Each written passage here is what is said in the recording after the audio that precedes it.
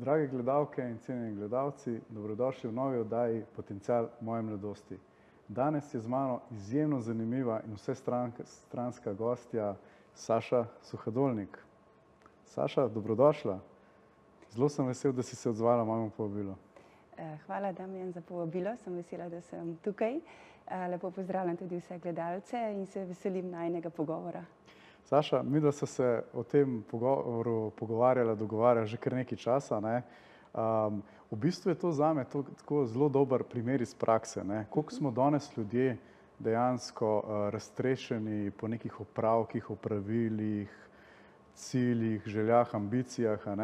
In včasih dejansko ne pridemo od tega, da si vzamemo čas za prioritete. Jaz mislim, da je to tudi eno izmed tistih vodil, po katerih ti delaš, da človeku pomagaš, da odkrije neke prioritete, ampak o tem potem v prvi vrsti se ti ukvarjaš nekako z medčloveškimi odnosi.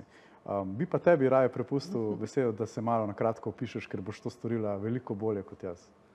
Saj v bistvu si zelo lepo povzel. Hvala. Primarno delam kot coachinja, kot ICF coachinja za starševstvo, razvoj otrok in mladostnikom. V letošnjem letu zaključujem to izobraževanje in bom prva v Sloveniji s tovrstno specializacijo, ko gre za coaching. Je pa res, da odnosi so široko polje, tako da sem tudi certificirana life coachinja, self-healing coachinja, imam certifikate za partnerske odnose, za komunikacijo. Torej, ogromno nekega znanja, ki ga potem tudi uporabljam pri mojem delu. Medčloveški odnosi so kompleksni, so zanimivi in z veseljem pomagam ljudem na tem področju. Omenila si, da boš edina v Sloveniji s tovrstnim certifikatom. Jaz mislim, da to si zasluži, da še malo več o tem poveš. Skratka, kakšen konkretno je to certifikat in kaj izkazuje, kakšno vrsto znanja in globine? ICF je v bistvu mednarodna organizacija, gre za zlati standard coachinga in upravljam to akreditacijo v tujini, ker v Sloveniji tega programa ni, tako da bom tudi zaradi tega prva s to specializacijo v Sloveniji. Res pa to pomeni, da potem dobiš coacha z visokim nivojem znanja in pa tudi z veliko mero etike in odgovornosti do svojega dela. Ravno to je dobra poanta, imam eno pod vprašanje v zvezi s tem. Namreč nekako imamo ljudje nek občutek danes, da je veliko nekih svetovalcev, vključno z mano. Tudi jaz sem nekako primarno na področju svetovanja, ampak to je zelo širok pojem. Ampak dajva recimo reči na področju osebnega svetovanja, life coachinga in podobno. Zdaj, jaz imam tudi občutek, da je tukaj veliko vas ekspertov, ki imate dejanske ekspertize, ki ste certificirani, ki ste šli čez neke vodene korake. Namreč osebno imam občutek, da če človek tega nima, lahko včasih v procesu tudi škoduje, pa z najboljšimi namerami. Kaj ti meniš tukaj, kakšna je ta distinkcija, komu naj zaupamo sploh ljudje? Mogoče smo malo izgubljeni, tisti, ki bi pa želeli imeti coacha na tem področju. Ja, se strinjam, to postaja kar problem. Ker še posebej pri osebnem coachingu je res pomembno, da ti imaš določena znanja, pa tudi življenjske izkušnje. In coach ni isto kot svetovalec, ni isto kot mentor. In velikokrat se to daje v skupen koš.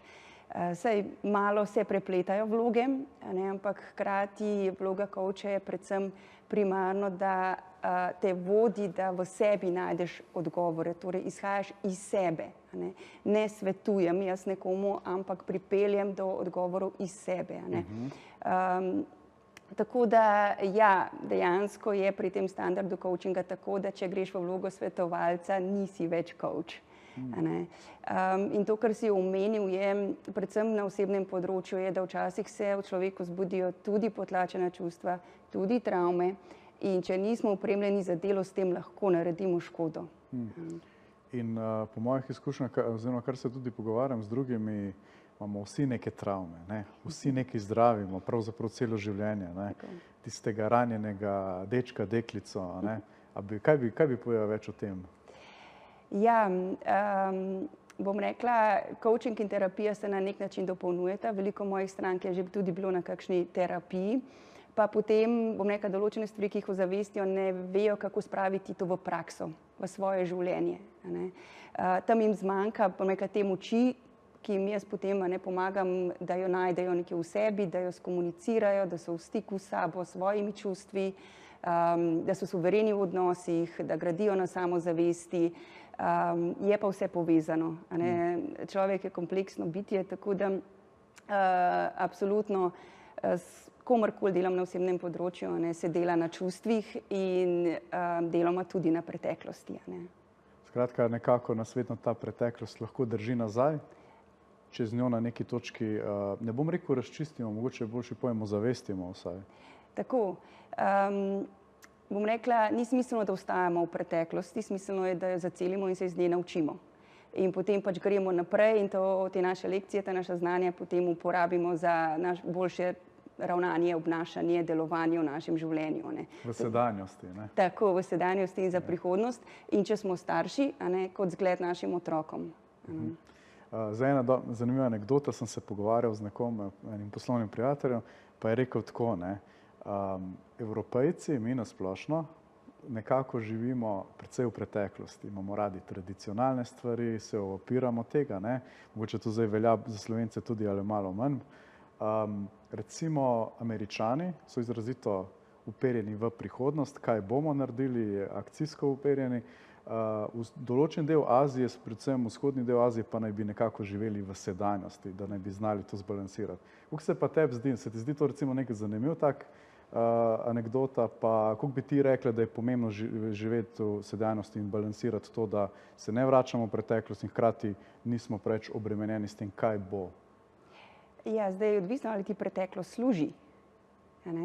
Zdaj ti imaš lahko lepe spomine, zdaj ti si lahko se naučil od staršev nekih krasnih lekcij, ki jih zdaj uporabljaš pač v svojem življenju, potem ti preteklost služi.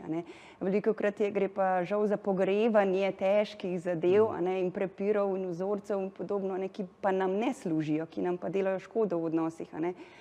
Potem pa je smiselno narediti spremembo.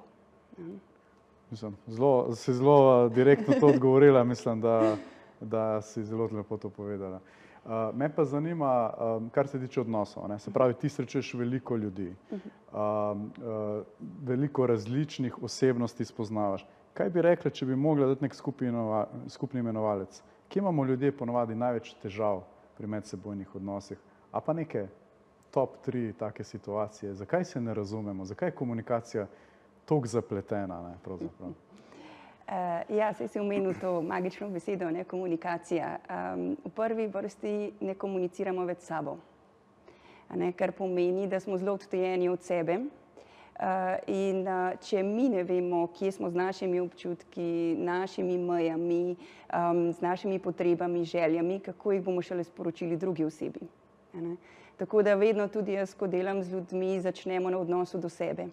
In šele potem, bom rekla, na partnerskem ali na odnosu z otrokom ali kateremkoli drugem. Tako da ta komunikacija je najprej s sabo, ustavljanje, umirjanje, odklapljanje od ekranov, priti v ta stik tudi s svojim telesom, imeti prakse vsakodnevne zase. To so tisti ključi, da potem najprej vzpostavimo nek zdrav odnos do sebe. Potem pa mi vemo, kje smo, kaj nas boli, kaj bi mi radi izrazili, potem pa gremo, bomo rekla, komunicirati v drugih odnosih, pa se učimo tudi tega. Tako da, ja, sigurno bom rekla, ta komunikacija, tudi stil življenja. To se mi zdi zanimivo tudi. Ja, ki je postal zelo hiter, zelo vezan na tehnologijo. Hkrati se pa izgublja ta čustvena povezanost v odnosih. Tako da to bo vedno večji problem. In bo treba loviti ta balans. Pa delo, tudi delo. Vedno več je izgorelosti pri delu, vedno več je bežanja v delo, vedno več je delovnega stresa in ta se potem prinaša tudi domov in vpliva na odnose doma. Tako da tukaj je res potrebno postavljati dobre meje. Postavljanje dobrih meja, to se mi zdi v bistvu danes v tem načinu življenja sploh ena ključna zadeva. Imaš mogoče kakšen nasvet za vse nas, vključno z mano, ki sem šele začetnik na tem področju, kako reči ne. Odkud to sploh izvira, da ljudje ne znamo postaviti mej, pa mogoče kakšen nasvet za vse nas, ki tega še ne obvladamo najbolj? Ja, odvisno, ne. Zdaj pri nekaterih že iz otroštva, iz zgledov, ne.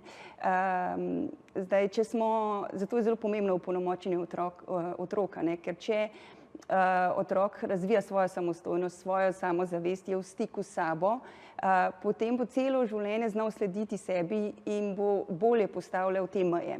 Ne, tako da je tudi odvisno, v kakšnem okolju smo rasli, lahko tudi v šoli smo se preveč prilagodili družbi, kasneje lahko kolektivu in izgubili sebe in imamo recimo zaradi tega težave z mejami. Ne. Po drugi strani se malce izgubljajo vrednote, in zato, bom rekla, prevladuje lahko delo, kariera, in tukaj ne postavljamo dobro mej, prej si rekel prioritete, kaj čutimo, da so za nas prioritete v tem trenutku in kaj smo pripravljeni za to narediti. Tako da meje so veliko vezane na naše vrednote, na naše občutke, na naše prioritete in potem tudi, kako jih izražamo. Meja ni samo tisti močen ne, ne smeš, ne boš, ne moreš. V bistvu izražamo meje z veliko spoštljivosti in z upoštevanjem vedno vseh ljudi, ki so v odnosu. To se mi zdi tisto ključno, ker se včasih ljudje teh meja tudi bojijo, ker sej, potem me bojo pa izločili, potem me pa otrok ne bo maral, če bom postavljala meje in podobno. V bistvu pa, če jih znamo skomunicirati na pravi način, so naši odnosi veliko bolj avtentični. Spravi, spet prijemo da je vse v pravi komunikaciji. Veliko. In to je odlično vodilo za najino nadaljevanje. Po kratkem premoru imava naprej ta super zanimiv pogovor.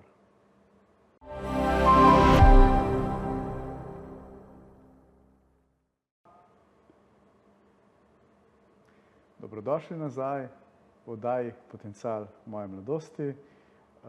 Če ste slučajno zamudili prvi del, ste veliko tega zanimivega zamudili, ampak nič skrbeti, imamo še veliko zanimivih pogovorov in vprašanj za našo današnjo gostjo Sašo. Saša, govorila sva o komunikaciji pred odmorom, ne? Drži. Zdaj, mogoče se nam sliši to nekaj banalnega, komuniciranje. Vsi smo se naučili komunicirati, govoriti, znamo uporabljati besede, pa jih res znamo uporabljati, a se slišimo drug drugega, pa kako to nekako spraviti na višji nivo, da se bomo bolje razumeli. Kaj bi nam svetovala? Ja, mogoče kot prvo stvar, ko sva že prej govorila o postavljanju meja, postavljanje mej sebi, kako mi komuniciramo, kako mi izražamo naše občutke. Velikokrat nepravočasno in ne na najbolj spoštljiv način, zato je veliko prepirov, zato je veliko čustvenih izbruhov. To je tista stvar, kjer lahko mi delamo na nas samih, da mi ne škodimo v odnosih. Tako da potem pa tudi seveda obstajajo tehnike, kako bolje skomunicirati sebe. Bom rekla, ena recimo je sendvič. Sendvič, si rekla. Sendvič. Zakaj? Še dobro, da sem imel kosilo, če ne bi bil lačen zdaj. Torej, imamo 2 kosa kruha, to sta, bom rekla, 2 pozitivni informaciji, ki jo damo človeku. Torej, če damo primer iz osebnega odnosa, recimo iz partnerstva, recimo, zelo cenim, da si mi včeraj pomagal pri otrocih, res sem bila utrujena in si poskrbel za njih, ampak veš, me pa boli, če mi ne odgovoriš na moje sporočila in me potem skrbi in sem živčna zaradi tega. Kje misliš, da lahko najdeva skupno pot, da se to ne dogaja in da sem jaz veliko bolj pomirjena? Zelo veliko bolje kot očitanje, pridiganje in ponavadi veliko boljši efekt, da se najde neka srednja pot in nek kompromis. Tako da, ja, nekaj tisto, kar mi lahko naredimo sami, da izboljšamo v komunikaciji in potem, kako delujemo v odnosu z drugimi. Tukaj je pa tudi ključno to, da mi znamo spuščati svoj stres. Ker, bom rekla, mi je en pomemben direktor nekoč rekel, Saša, jaz imam tako pomembno službo, niti slučajno ne morem priti miren domov in da ne dam vsaj malo tega stresa mojemu otroku. Ne. In sem rekla, a ne, če se le da, skušajmo imeti neko prakso, da spustimo ta naš stres na vratih pisarne, v avtu, na poti domov. Ne. Če pa ne uspe, se pa zavedamo tega, da mi, ko smo nabiti s stresom in pridemo domov, imamo na drugi strani lahko sproščenega otroka. Pri tem, ko bo ta otrok do nas želel pozornost. Zdaj, po zakonu osmoze bo vsaj deloma naš stres šel na otroka. Tako da takrat je veliko, veliko bolje, da mi rečemo, prosti, veš, rabim 15 minut zase, potem pa se ti posvetim. In se pač umaknemo, imamo dihalne tehnike, meditacijo, karkoli, se sprostimo, karkoli nam pač pomaga, karkoli si pač izberemo in se potem vrnemo k otroku. In bomo čisto drugače komunicirali, kot pa tisto, da je počakaj, ne morem, da je kaj si siten, kaj hočeš od mene, ker smo pod stresom. Tako da tudi danes je res veliko stresa, tudi to je pomembno, kako ga spuščamo in ali ga pravočasno. Se mi zdi zelo dobro izhodišče. Dejansko, kaj bi pa rekla, kaj so še neke tehnike, ali je to mogoče, da se ljudje malo vrnemo tudi v stik z naravo, da gremo več v naravo. Se mi zdi, da to tudi tisti, ki ne prisegajo na to, ko poskusijo, rečejo, pismo, to sem pogrešal, dejansko me je to napolnilo z neko energijo. Jaz mislim, da ti to kar redno prakticiraš, pa mi povej na splošno, kako se pa Saša sprošča v prostem in drugem času. Ja, narava je siguren en faktor. Bom rekla, imam redno prakso jutranjo in večerno zase. Če ne drugače, je to ob 5 zjutraj in ob 11 zvečer, sicer pa skušam imeti tudi reden spanec. Vstajaš zelo zgodaj očitno? Ja, včasih pred 6, sicer pa ob 6.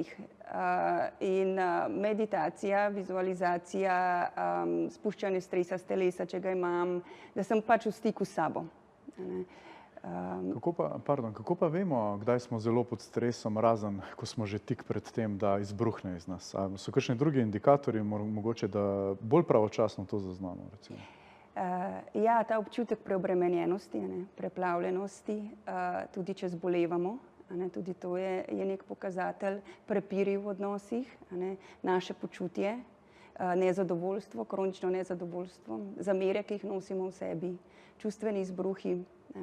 To so vsi neki indikatorji stresa, čustvenega, mentalnega, da je fizičnega, tako da ja, vsekakor, če smo v stiku s sabo in malce pogledamo v svoje življenje, potem se nam hitro vidimo rezultate. Zdaj lahko so pozitivni, lahko pa tudi ne. Ja, se mi zdi, da je dobro biti tudi realen, povedati stvari tako, kot so. Zdaj, a ti recimo, ko imaš svetovanja s svojimi klienti, predstavljam si, da včasih potrebno povedati tudi to malo grdo resnico, ker verjetno ni samo stvar v tem, da nekoga navdihujemo. Pogosto danes slišimo te pozitivne afirmacije, vse bo dobro, vse bo v redu, razmišljaj pozitivno. Kako recimo ti gledaš na to?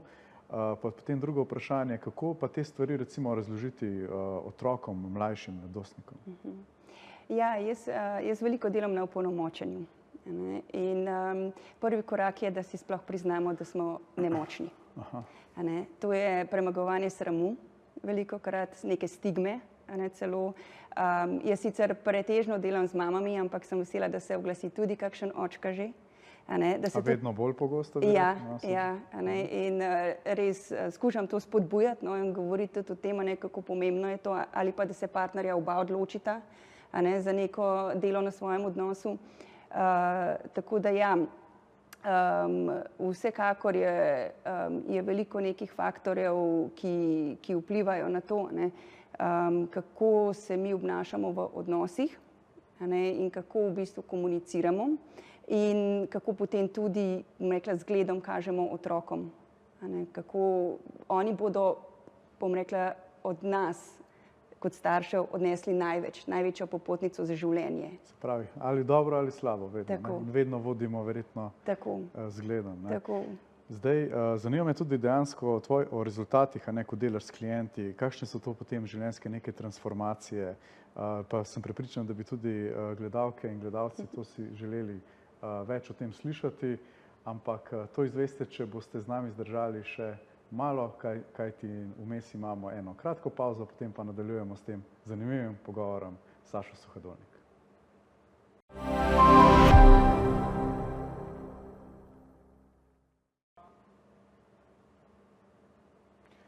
Dobrodošli nazaj v oddaji Potencial moje mladosti. Nadaljujeva zelo zanimiv pogovor z Sašo Suhadolnik. Saša, spregovorili sva malce pred odmorom tudi o rezultatih. Meni se zdi to zelo pomembno. Skratka, kaj recimo ti opažaš, ko dobiš neko osebo, ki se obrne nate, zdaj ne glede na to, je ženska, moški ali otrok, ti precej delaš tudi z otroci, pa me zanima, dobro, mogoče tudi te malo razlike pri delu z otroci in odraslimi, pa tudi podobnosti, ampak predvsem mi poveš kakšno tako zgodbo o uspehu recimo s tvojimi klienti? Ja, bi recimo izpostavila en primer. Prišla je ena mama podjetnica, sicer uspešna, prevzela je družinsko podjetje, ampak bom rekla, njeno delo je bilo še vedno v družinski hiši in oče je imel težave pri tem, da spusti svoje delo iz rok. In dejansko je ona v sebi bila še ta mala punčka, ki se je bala svojega očeta in mu ni znala postaviti meje. In zato sta se zapletala v prepire, ona je bila nezadovoljna, kljub temu, da jo je svoje delo opravljala odlično. In tukaj sva potem delali na samozavesti, tukaj sva potem delali na spreminjanje energije v odnosu, da jo je oče sprejel kot enakovredno, uspešno odraslo žensko in ne majhno punčko. In ona je opolnomočeno skomunicirala sebe, ni izločila svojega očeta iz življenja, sta pa povsem spremenila odnosa. Tako da to so potem tisti rezultati, ki so meni tudi navdih in motivacija za moje delo. Ko si pa rekel, za otroke, coaching z otroci je drugačen, veliko gre skozi pripovedovanje zgodb, skozi igro, tudi odvisno od starosti otroka. In tam je pa še posebej potrebna velika mera odgovornosti, ker otroci so občutljiva bitja, so kot gobe, srkajo vse. Zato je tudi tako pomembno, kakšen zgled smo kot starši. Tako da tam pa res veliko mero občutljivosti delujemo. Kakšni so pa recimo potem premiki pri otrocih? Recimo mogoče še malo ta del več. Ja, recimo sem imela punčko, ki, bom rekla, imela težave s sošolko, ker ji ni znala postaviti meje. Spet smo pri mejah. Ja, pogosto delam na tem področju. In potem sva se na otroški način učili, kako videti sebe v boljši luči, torej sva dvigovali lastno samopodobo, da je potem lastno samozavest, da je potem upala spregovoriti. Dejansko vadim scenarije z mojimi strankami, zato da so samozavestni, da bodo znali potem res povedati tisto, kar želijo povedati. Tukaj bi mogoče omenila to, delamo priprave na delovne prezentacije, ne delamo pa priprave na pomembne osebne pogovore. Velikokrat jih imamo mimo grede in ne dosežemo s tem nekega učinka, nekega efekta, neke konstruktivne rešitve. Se pravi, če prav razumem, se ti zdi, da če je preveč pripravljeno naprej, je mogoče tudi preveč umetno in ne doseže pravega efekta, recimo kot če primerjamo v poslovnem kontekstu, da se ti ne moreš dejansko pripraviti popolnoma na neke resne življenjske pogovore. V tem smislu ali je bilo mišljeno kako drugače? Ravno obratno, da se lahko. Da se lahko in da se premalo. Govori se o poslovnem bontonu, kaj pa osebni bonton? Aha, sem prav razumel. Nasplošno se ljudje ne pripravljamo. Se ne pripravljajo, tako. Imajo ob koncu dneva, ko so utrujeni, ko je otrok zraven, ko telefon piska, ko je televizija prižgana, imajo mimo grede čustven pogovor o svojih potrebah. Tako pač ni nekega rezultata. Tako da pač imeti neke pogovore z namenom, kaj želimo doseči, se pripraviti, kaj bomo povedali, biti pri tem v stiku s sabo, kaj pravzaprav naši občutki so, in potem res namensko se odločiti, kdaj je pravi trenutek, pravi prostor za izvedbo nekega pogovora. Skratka, nekako malo tudi strategije dodati zraven. Tudi. Saj v coachingu zastavljamo cilje, in zdaj kako jih bomo dosegli, to spremembo. To v bistvu mislim, da marsikomu prav menja pogled na vse skupaj, ne? Ker mogoče res vzamemo to preveč kot neko stvar, ki bi jo ljudje že morali znati in poznati. Ampak kdo nas v bistvu v tem uči? Ne? Starši naredijo po navadi najboljše, kot vejo in znajo, z neko ljubeznijo, ne? Ampak v bistvu se ne rodiš z navodili oziroma ne dobiš navodil za delo z otroci ob rojstvu, drži. Tako da mogoče samo še malo več na tem relaciji dela z mladostniki in starši. Imaš mogoče kdaj primere, ko so neke težave znotraj družine na relaciji otrok in starš? Ali tudi tukaj pomagaš? Pa kako? Ja, se v bistvu vedno, ko delaš z mladoletnikom, delaš istočasno s staršem. In velikokrat se starši ukvarjajo samo z nekim, jaz temu pravim krošnja drevesa, z nekim izpadom, neposlušanjem otroka, neko trmo. Ja, tako. Premalokrat se pa ukvarjajo z zakajem, torej s koreninami, ker tam so pa velikokrat potem tudi razlogi v neki dinamiki v družini. Kaj se trenutno dogaja v družini, ali kakšna življenjska sprememba, kakšen je odnos med staršema. Vse to vpliva na otroka. Vedno je nek razlog v ozadju. Ja. Drugače pa, Saša, si ti tudi zelo vsestranska na splošno. Recimo sem bil fasciniran, ko sem bral ta nek izsek opisa o tebi. Imaš navedeno, da si med drugim prevajala tudi biografijo Davida Beckhama, slavnega angleškega nogometaša.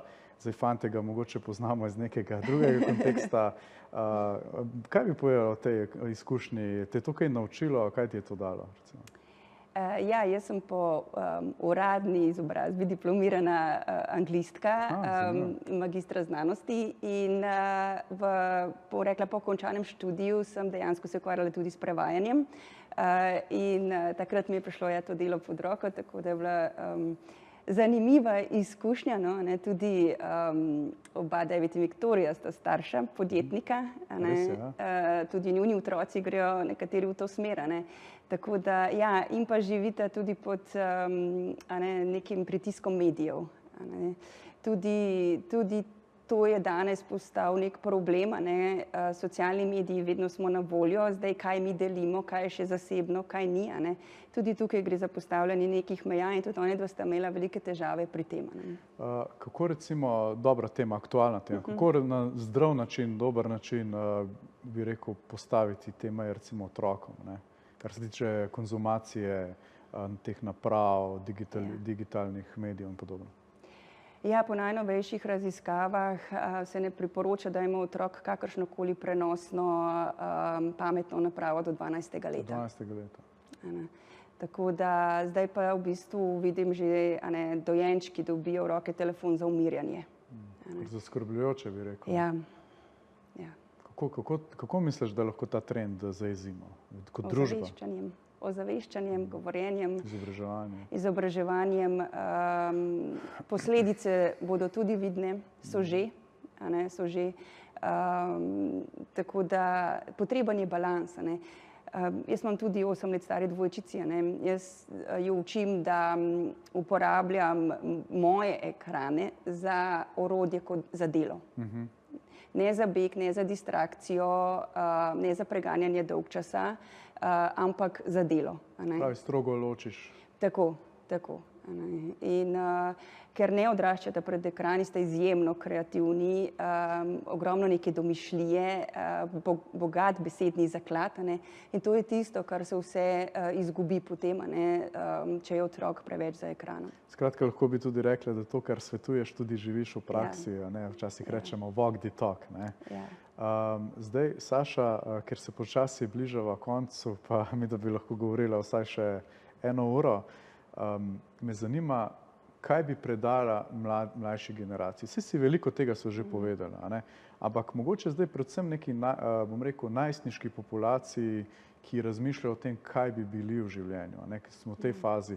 Vsi vemo, da je to obdobje, ko se zelo intenzivno odkrivamo, iščemo, kaj bi bili in iščemo svoj smisel v življenju in družbi. Kaj bi jim svetovala, da je neka prava pot, kako priti do življenjskih ciljev? Mogoče bi pa tukaj podelila eno zgodbo današnjega dne. V bistvu že danes zjutraj sem prejela slabo novico. Na šoli, ki jo obiskujeta moji punci, si je vzela življenje punčka iz 9. razreda. Ne morem verjeti, danes ravno. Ja. Tako da, bom rekla, nepredstavljivo za starše, za celotno našo skupnost tam, za šolo. In bi zaključila s tem, da ne čakati, če je otrok v stiski, ne zamahniti z roko. To je bila mladostnica, to je bila najstnica in poiskati si pomoč je podpora, je pomoč, če jo rabimo mi kot starši in če jo rabi naš otrok. Tako da bi v bistvu s tem zaključila. Neverjetno tragično, pa žal se mi zdi, da je tega vedno več in verjetno povezano tudi z nekimi pričakovanji in pritiski v družbi. Vseeno, kljub temu, da si res veliko tega povedala, pa res sem ti hvaležen, da si bila gostja, pa verjamem, da naši gostje bodo tudi izjemno hvaležni, bi ti prepustil še zaključno misel gledalcem, neko zadnje vodilo za življenje.